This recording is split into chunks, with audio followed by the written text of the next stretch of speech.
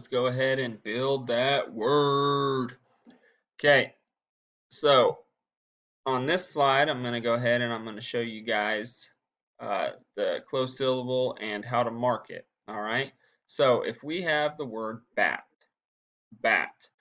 first I'm going to echo it, bat, then I'm going to go ahead and count it out. All right, so when I tap it out, it's going to be b-a-t,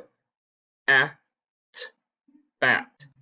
So I've got 3 sounds, b, a,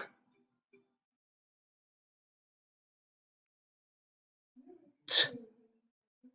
Okay, so I've got my word built. Now, what makes this a closed syllable, and it's one syllable, remember, bat. It's closed because my vowel is closed in between the B consonant and the T consonant. So it closes it and it's no longer open when I put that T on there. Okay? When a vowel is in the middle of 2 consonants, it is closed. All right? We're going to move on to the next slide and I'm going to have you guys try it on your own. But first, I'm going to show you guys how to mark this, okay? Now we all know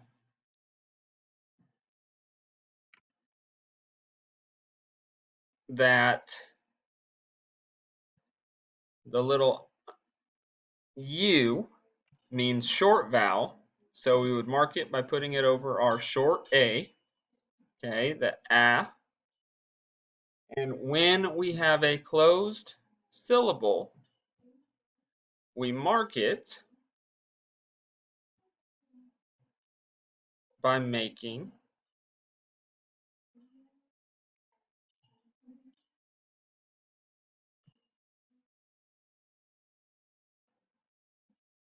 a mark that shows that it is closed, okay? Now, what you guys will be using is this line right here, okay? So when you put this underline here across and it goes from the B all the way to the T, you're telling me that it is a closed syllable. All right, so these are your marks. Let's go ahead and move on to the next one. Next slide.